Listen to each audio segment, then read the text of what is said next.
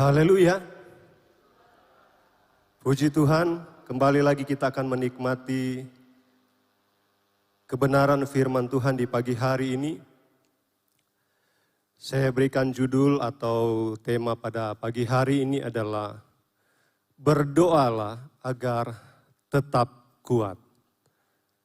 Nah, Bapak Ibu Saudara yang dikasihi oleh Tuhan, kita perhatikan apa yang dikatakan oleh Yesus di dalam Injil Matius, pasal yang ke-26 ayat yang ke-41 dikatakan, berjaga-jagalah dan berdoalah, supaya kamu jangan jatuh ke dalam pencobaan. Roh memang penurut, tetapi daging lemah. Sekali lagi saya katakan, berdoalah. Ya. Berdoa Bapak Ibu, ini bukan karena kegiatan atau rutinitas kita yang kita lakukan karena kita ini adalah orang Kristen. Atau bukan pula karena adalah jadwal gereja sehingga kita mau melakukannya. Kita perhatikan bahwa berdoa itu adalah hal yang sangat penting dan utama dalam hidup kekristenan kita. Karena hal ini menjadi bagian yang tak bisa dilepaskan bagi hidup kekristenan kita. Mengapa? Karena kuat atau tidaknya kekristenan kita terletak kepada kesanggupan. Terletak bukan kepada kesanggupan kita, tetapi kepada siapa kita terpaut. Ya, kepada siapa kita terpaut hidup kekristenan kita. Itu sebabnya kalau kita perhatikan apa yang dikatakan oleh Yesus, dikatakan bahwa berdoalah agar kamu jangan jatuh. Itu sebabnya pagi hari ini saya kasih tema berdoalah agar tetap kuat. Dari sini kita dapat memastikan bahwa sesungguhnya kita itu sangat rentan sekali dengan apa yang namanya kejatuhan. Tetapi dikatakan oleh Yesus dengan berdoa maka engkau akan menjadi kuat sehingga engkau tidak akan jatuh. Engkau tidak mudah jatuh. Nah, perjalanan hidup kekristenan kita ke depan ini akan semakin tidak mudah. Hidup kekristenan kita akan semakin keras tantangannya. Berbagai krisis atau kesulitan dan kesukaran yang mau tidak mau akan terjadi. Sehingga sadar atau tidak ini akan menjadi tantangan untuk kita sebagai orang-orang yang percaya kepada Tuhan. Kita menjadi orang-orang Kristen yang kuat atau sebaliknya ini menjadi ancaman bagi kekristenan kita. Kalau kita tidak punya kesanggupan untuk menghadapinya.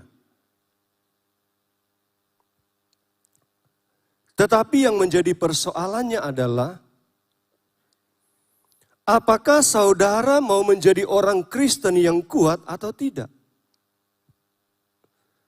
Kalau kita mau memiliki kekristenan yang kuat dalam hidup kita, maka perhatikan ini. Lakukanlah apa yang dikatakan oleh Yesus. Berdoalah. Yesus dia menghendaki agar kita tidak menjadi orang-orang percaya, menjadi jemaat Tuhan, menjadi jemaat Mahanaim yang mudah jatuh karena berbagai pencobaan atau karena kesukaran hidup. Dia tidak menginginkan hal itu. Karena itu Bapak Ibu Saudara yang dikasihi oleh Tuhan, jangan kita pernah lupa untuk selalu memiliki kekuatan, yaitu melalui kita berdoa. Nah, lebih jauh lagi, kalau kita berbicara tentang berdoa, lalu apakah nilai-nilai atau prinsip yang harus kita tanamkan di dalam diri kita berkaitan dengan berdoa? Dalam kita berdoa, perlu kita ketahui bahwa harus ada sebuah kesadaran yang kita bangun di dalam diri kita, yang menjadi landasan mengapa saudara dan saya itu harus berdoa. Mengapa berdoa itu sangat penting dalam hidup kita, yang harus kita bangun ada sebuah kesadaran, ada sebuah landasan yang mau tidak mau itu harus mendorong untuk kita selalu berdoa. Karena Bapak Ibu Saudara yang dikasihi oleh Tuhan, menjadi penting atau tidaknya kita berdoa itu akan terletak kepada nilai-nilai atau kesadaran yang kita bangun di dalam hidup kekristenan kita. Itu sebabnya ada beberapa poin yang akan saya sampaikan pada pagi hari ini, yaitu adalah 4K. Nilai-nilai kesadaran yang harus kita bangun. Yang pertama adalah kesadaran kita akan keadaan zaman. Artinya kalau kita siuman, kita mengerti, kita tahu, Alkitab dengan jelas memberitahukan kepada kita tentang kondisi dan situasi akhir zaman. Kalau kita sadar, kalau kita tidak sadar atau kita tidak siuman dengan keadaan zaman, maka kita akan biasa-biasa saja menjalani hidup ini. Kita akan merasa aman-aman saja, bahkan dengan santai kita menjalani hidup kekristenan kita. Kalau kita tidak pernah sadar dengan keadaan zaman, kalau kita tidak pernah siuman dengan keadaan zaman, maka dipastikan kita tidak akan pernah tahu ketika situasi itu terjadi dalam hidup kita secara tiba-tiba, maka kita akan menjadi orang-orang yang mudah jatuh ke berbagai pencobaan. Kita tahu firman Allah terus diberitakan di tempat ini. Bahkan kita sudah dengar minggu lalu apa yang disampaikan oleh gembala. Bahwa keadaan zaman akan semakin sukar. Dengan dibukanya meterai-meterai. Akan semakin sulit. Dan kalau kita perhatikan apa yang dikatakan oleh Yesus di dalam Matius pasal yang ke-24. Kalau kita baca di sana. Kita perhatikan di sana.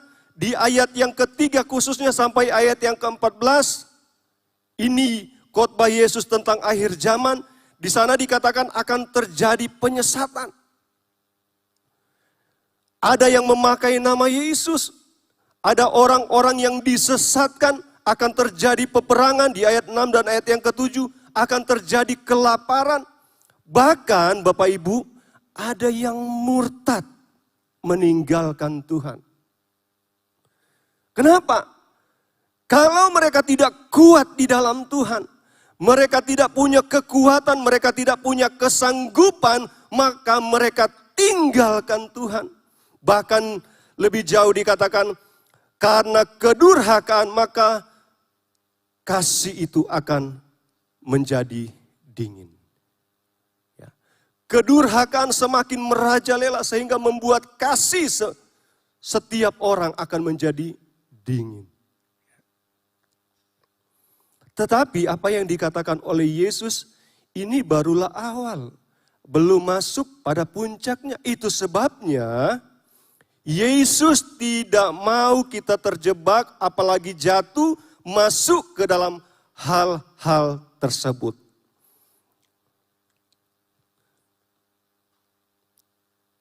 Itu sebabnya inilah yang harus kita selalu sadari. Inilah yang harus kita perhatikan. Inilah yang harus kita tanamkan di dalam diri kita, mengapa kita harus berdoa. Karena keadaan-keadaan ini bisa tiba-tiba melanda hidup kita. Kalau kita tidak siap, kalau kita tidak kuat, kalau kita tidak sadar dengan keadaan ini, maka kita akan mudah dijatuhkan. Kita mudah meninggalkan Tuhan. Tentu sebagai orang yang percaya kita tidak ingin terjebak dan jatuh ke berbagai kesukaran tersebut. Itu sebabnya perhatikan apa yang Yesus katakan. Berdoalah. Amin. Berdoalah. Sadarlah dengan keadaan zaman ini. Apa yang sementara terjadi seharusnya ini membuat kita tidak melupakan waktu-waktu dengan Tuhan. Dengan kondisi zaman yang terjadi seharusnya membuat kita selalu mengingat bagaimana kita harus terus membangun hubungan dengan Tuhan. Bukan kita semakin jauh dari Tuhan. Bukan semakin kita meninggalkan Tuhan. Bukan kita semakin lalai untuk bersekutu dengan Tuhan. Tetapi seharusnya ini mendorong kita agar kita semakin kuat di dalam kita mengikut Tuhan. Di dalam kita mengiring Tuhan. Karena kita mengingat kondisi, keadaan zaman bukannya semakin membaik. Bukannya semakin memberi pengharapan kepada kita. Tetapi akan semakin membuat banyak manusia menjadi khawatir. Bahkan kalau kita lihat berita-berita saat ini.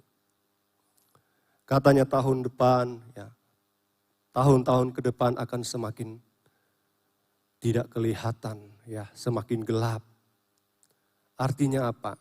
Semakin tidak memberikan kepastian di dalam hidup kita sebagai umat manusia. Tetapi kalau orang-orang yang kuat di dalam Tuhan, apapun kondisi itu, kita semakin punya pengharapan di dalam Tuhan. Amin. Kita punya kekuatan di dalam Tuhan. Yang kedua adalah, nilai yang kedua adalah kesadaran kita akan batas kemampuan kita. Selain kita sadar dengan keadaan zaman, maka yang kedua ini kita sadar dengan kemampuan kita sebagai manusia.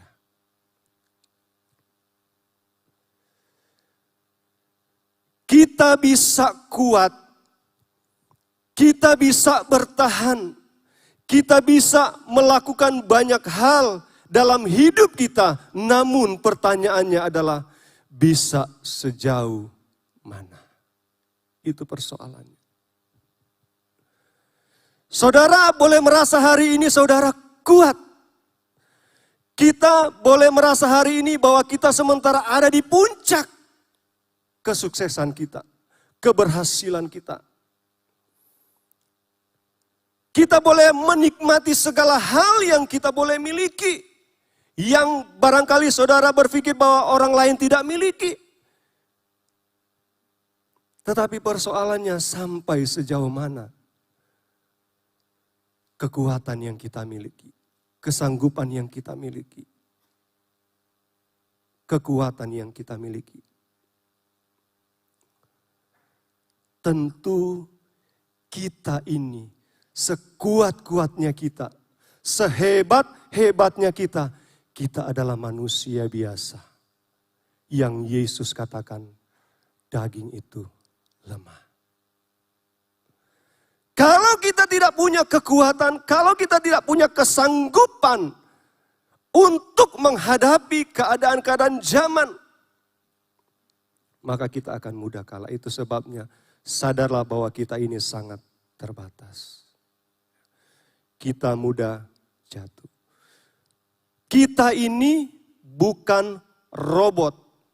Kita ini bukan besi, baja, Tetapi dikatakan oleh Yesus kita ini adalah daging lemah. Artinya saudara dan saya ini sangat-sangat terbatas. Inilah yang harus kita sadari. Sekali lagi, sekalipun saudara dan saya itu punya kekayaan yang begitu banyak. Saudara punya kepandaian yang begitu luas.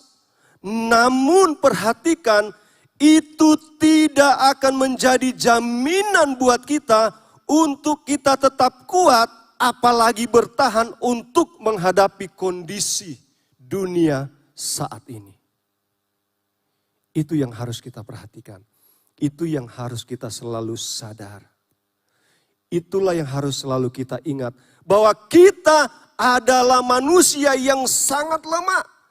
Kita terbatas, bahkan kita tidak dapat melakukan banyak hal untuk menolong diri kita. Bahkan membebaskan kita dari berbagai kesukaran hidup tanpa campur tangan Tuhan. Kita tidak bisa melepaskan hidup kita dari berbagai kondisi keadaan dunia ini tanpa pertolongan Tuhan. Itu yang harus kita ingat. Itu yang harus kita perhatikan. Itu sebabnya kalau kita ingat akan hal ini, maka itulah yang akan selalu mendorong kita untuk kita selalu berdoa kepada Tuhan. Itulah yang akan membuat kita selalu membangun hubungan dengan Tuhan. Mungkin kalau saudara kuat, saudara hebat, saudara tidak mudah jatuh, saudara enggak perlu berdoa, saudara enggak perlu Tuhan. Tetapi kembali lagi pertanyaannya adalah, apakah bisa? Tentu jawabannya adalah nol. Tidak bisa. Saudara dan saya tidak bisa hidup tanpa Tuhan. Kekristenan kita tidak bisa maju, tidak bisa bertumbuh tanpa Tuhan. Tanpa kekuatan Tuhan. Itu sebabnya hal yang kedua ini jangan pernah kita lupa agar ini menjadi motivasi kita untuk kita selalu terus berdoa kepada Tuhan. Nah sekarang kita akan lihat buktinya apa. Kalau kemampuan kita ini terbatas. Kemampuan secara lahiriah ini memiliki keterbatasan. Paulus bilang di dalam 2 Korintus 4 ayat yang ke-16 begini. Tetapi meskipun manusia lahiriah kami semakin merosot. Ya. Lahiriah ini semakin hari akan semakin merosot. Artinya tidak ada kemampuan lahiriah manusia yang bisa membuat kita kuat, bertahan. Itu sebabnya Yesus katakan daging itu lemah. Itu sebabnya berdoalah. Tubuh lahiriah kita bisa jatuh sakit. Lahiriah kita ini tiba-tiba bisa ambruk ya tanpa disadari. Tiba-tiba jatuh. Dan pengalaman inilah yang menjadi pengalaman Hizkia. Ketika Nabi Yesaya katakan, Hizkia, kamu akan mati. Kalau saudara baca dalam 2 Raja-Raja 20 ayat yang 1. Lalu apakah Hizkia bilang begini? Oh tidak, aku ini raja. Aku ini kuat. Aku ini punya kekayaan, aku ini punya kedudukan. Enggak bilang begitu Hizkia. Tetapi Bapak Ibu tahu apa yang dilakukan Hizkia? Hizkia ketika dia divonis akan mati, inilah batas kemampuan kita. Kita enggak bisa berbuat apa-apa. Dia sadar bahwa dia tidak bisa berbuat apa-apa. Tetapi dari kesadaran akan hal ini, apa yang dia lakukan, maka di ayat yang kedua dikatakan dia berdoa kepada Tuhan. Lalu Hizkia, dia memalingkan mukanya ke arah dinding dan dia berdoa kepada Tuhan. Dia sadar bahwa dia itu tidak punya kemampuan untuk menolong dirinya.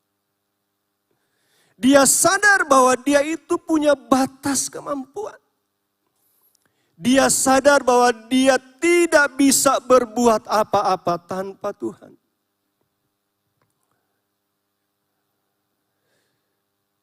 Saya sadar bahwa saya itu sangat terbatas. Walaupun masih dikatakan umur masih muda. Tetapi siapa sangka tiba-tiba jatuh. Kita tidak tahu sejauh mana batas kemampuan kita. Kita tidak tahu sejauh mana kesanggupan, kehebatan kita. Mungkin hari-hari ini apa yang kita punya, apa yang kita miliki, kita tidak tahu itu akan sampai kapan. Tetapi pastikanlah bahwa kita punya kekuatan di dalam Tuhan. Amin. Kita punya kesanggupan di dalam Tuhan. Karena apa? Karena kita selalu membangun hubungan dengan Tuhan. Itu sebabnya sangat jelas sekali mengapa kita harus berdoa. Karena kita ini bukanlah manusia super. Yang ketiga adalah nilai kesadaran yang harus kita bangun di dalam diri kita, mengapa kita harus berdoa, adalah keyakinan kita akan kesanggupan Tuhan. Apa artinya keyakinan akan kesanggupan Tuhan? Artinya kita mempercayai sungguh-sungguh bahwa Tuhanlah yang berkuasa menolong saudara dan saya. Amin. Kita percaya bahwa hanya kesanggupan Tuhanlah yang bisa memberikan kekuatan kepada kita untuk menghadapi berbagai tantangan. Di dalam Yudas 1 ayat yang ke-24, bagi Dia yang berkuasa menjaga supaya jangan kamu tersandung, dan yang membawa kamu dengan tak bernoda dan penuh kegembiraan di hadapan kemuliaannya. Amin. Dikatakan bagi Dia yang berkuasa menjaga agar kita tidak tersandung. Dengan kata lain, agar kita tidak jatuh.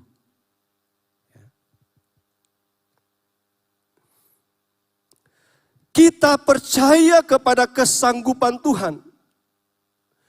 Kita percaya beriman kepada kesanggupan Tuhan. Itu sebabnya kalau kita baca di dalam Filipi 4 ayat yang ke-13, apa yang dikatakan oleh Rasul Paulus, dikatakan bahwa segala perkara dapat kutanggung di dalam Dia yang memberi kekuatan kepadaku. Inilah keyakinan kita kepada kesanggupan Tuhan. Inilah iman kita kepada kesanggupan Tuhan. Bukan kepada kesanggupan kita.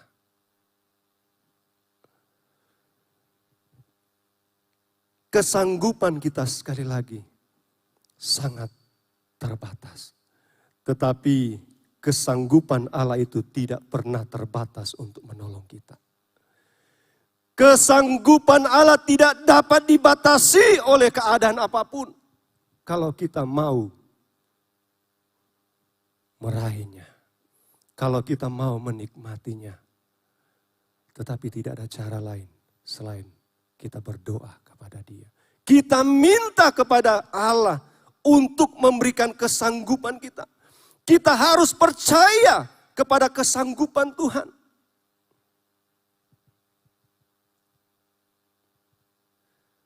Kesanggupan Tuhan menjadi dasar landasan bagi kita. Bagi kekristenan kita. Itu sebabnya Alkitab berkata, diberkatilah orang yang mengandalkan Tuhan. Diberkatilah orang yang mengandalkan kesanggupan Tuhan, kuasa Tuhan. Kenapa dia mengandalkan Tuhan? Karena dia percaya penuh kepada kesanggupan Tuhan. Enggak mungkin orang akan mengandalkan Tuhan kalau dia tidak percaya kepada kesanggupan Tuhan.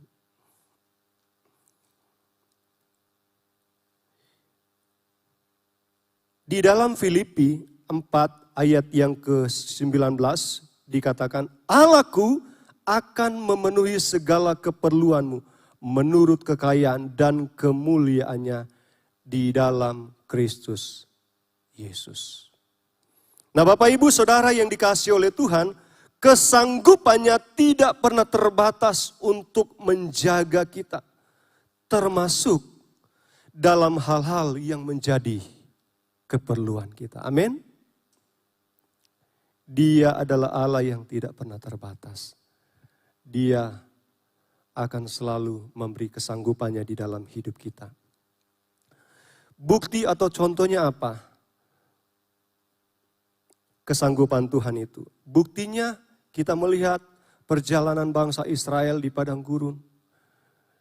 Di mana mereka dapat menikmati kuasa dan kesanggupan Tuhan yang menyertai mereka. Siang hari mereka ditutupi oleh awan. Malam hari mereka diterangi oleh api untuk mereka terus berjalan. Demikian juga Daud dalam menghadapi peperangan. Demikian juga Sadrak, Mesak, dan Abednego ketika mereka harus masuk di dalam dapur api. Dan di perjanjian baru ada orang percaya yaitu Paulus dan Silas ketika mereka ada di dalam penjara. Nah Bapak Ibu Saudara yang dikasihi oleh Tuhan. Semua hal-hal yang spektakuler terjadi dalam hidup orang percaya. Baik dari zaman dahulu sampai sekarang.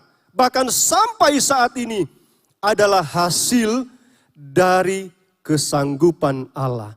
Dia adalah Allah yang berkuasa atas hidup kita. Dia adalah Allah yang berkuasa atas hidup saudara dan saya. Itu sebabnya inilah nilai yang harus kita bangun dalam hidup kita. Mengapa kita harus berdoa? Karena kita punya Allah yang punya kesanggupan yang tidak pernah terbatas untuk menolong kita. Dan yang keempat, nilai kesadaran yang keempat yang harus kita bangun adalah kesadaran akan kekuatan, kesanggupan, bahkan kemenangan terjadi melalui berdoa. Amin.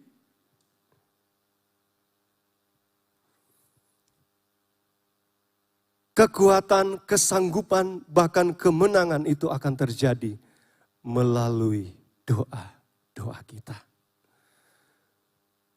Kekuatan, kesanggupan, bahkan kemenangan dari Allah bagi orang percaya adalah lahir dari kesungguhan, keyakinan, bahkan kesetiaan kita di dalam kita berdoa kepada Tuhan. Kita lihat contoh yang saya sudah katakan tadi, contoh di dalam Alkitab Perjanjian Baru, Paulus dan Silas. Di dalam Kisah Para Rasul 16 ayat yang ke-25. Tetapi kira-kira tengah malam Paulus dan Silas berdoa dan menyanyikan pujian-pujian kepada Allah dan orang-orang hukuman lainnya mendengarkan mereka. Paulus dan Silas dipenjarakan karena memberitakan firman Allah. Mereka dibelenggu bahkan terancam hukuman mati karena Kristus. Namun di tengah-tengah kondisi seperti itu, kita perhatikan apa kata Alkitab tadi. Paulus dan Silas, mereka berdoa. Mereka tidak diam. Mereka tidak tidur. Tetapi dikatakan mereka berdoa kepada Tuhan, menyanyikan puji-pujian kepada Tuhan, sehingga kita lihat di ayat yang ke 26, akan tetapi terjadilah gempa bumi yang hebat, sehingga sendi-sendi penjara itu goyah. Dan seketika itu juga terbukalah semua pintu dan terlepaslah belenggu mereka semua. Inilah kesanggupan Tuhan. Inilah kuasa Tuhan. Dan inilah yang dikatakan kemenangan, kekuatan dari Tuhan.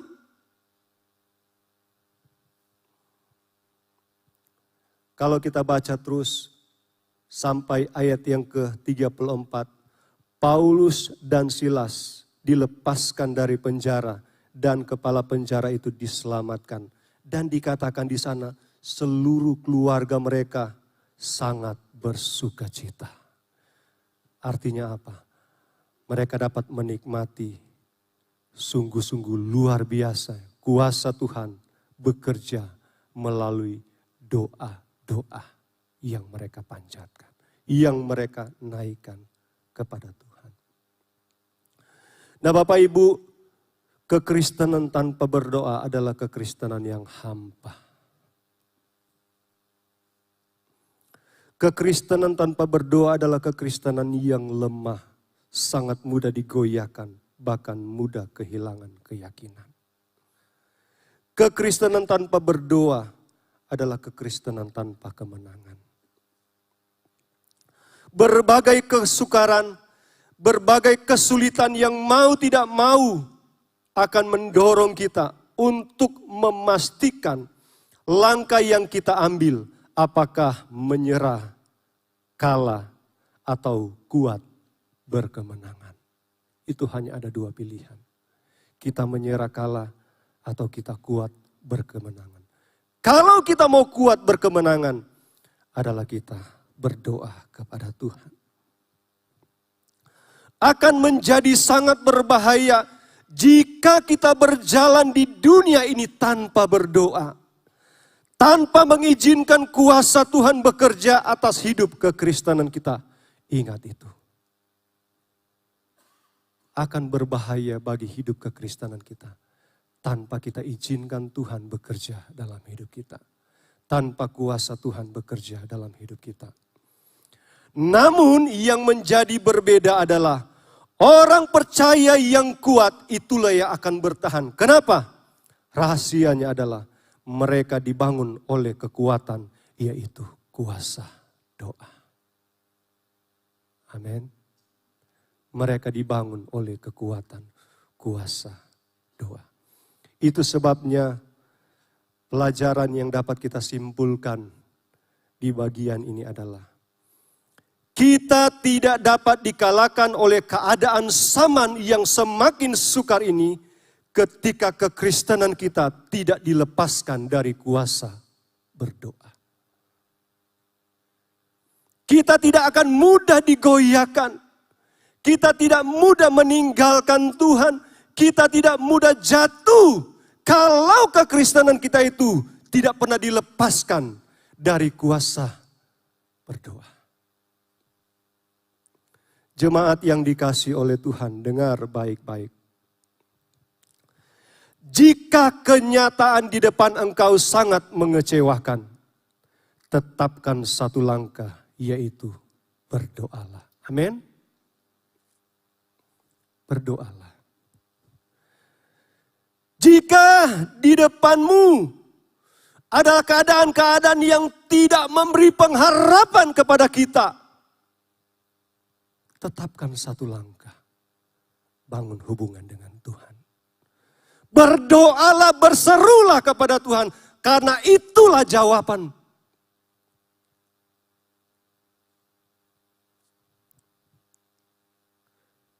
Sekalipun kemampuan kita terbatas, tidak berarti kita akan kalah atau menyerah. Sebaliknya kita terus bertahan. Karena kuasa Tuhan melalui doa, Ia akan terus memampukan kita. Amin. Saat situasi atau keadaan semakin sukar engkau hadapi, dan itu di luar kemampuanmu, berdoalah dan teruslah berdoa. Karena tanpa engkau ketahui, disitulah engkau sementara mengizinkan kuasa Tuhan mengalir atas hidupmu. Disitulah tanpa engkau ketahui, engkau sementara izinkan kuasa Allah bekerja atas hidupmu. Ketika engkau terus berdoa kepada Tuhan. Bukankah Yakobus berkata, doa orang yang benar bila dengan yakin didoakan akan sangat besar kuasanya. Amin. Yakobus 5 ayat 16 bagian. Jangan pernah berhenti berdoa. Karena tidak ada kekuatan, tidak ada pertahanan, bahkan tidak ada kemenangan tanpa berdoa. Amin. Jangan pernah berhenti untuk kita berdoa. Karena kemenangan itu selalu terjadi melalui doa-doa kita. Ayat yang terakhir tidak ada di catatan, saya tulis. Di Yesaya 40 ayat yang ke-31. Tetapi orang-orang yang menantikan Tuhan mendapatkan kekuatan baru. Mereka seumpama raja wali yang naik terbang dengan kekuatan sayapnya. Mereka berlari dan tidak menjadi lesu. Mereka berjalan dan tidak menjadi lelah. Orang-orang yang menantikan Tuhan. Siapa orang-orang yang menantikan Tuhan? Mereka adalah orang-orang yang selalu membangun hubungan dengan Tuhan. Mereka adalah orang-orang yang selalu berdoa kepada Tuhan. Mengandalkan Tuhan, yang selalu berseru kepada Tuhan. Mereka adalah orang-orang yang tetap kuat, terus kuat. Mereka tidak mudah digoyahkan. Karena ada kesanggupan Tuhan yang menyertai mereka. Ada kekuatan Tuhan yang menyertai. Itu sebabnya saudara dan saya, mengapa kita harus berdoa. Karena kita sangat perlu Tuhan. Kita sangat butuh Tuhan. Amin.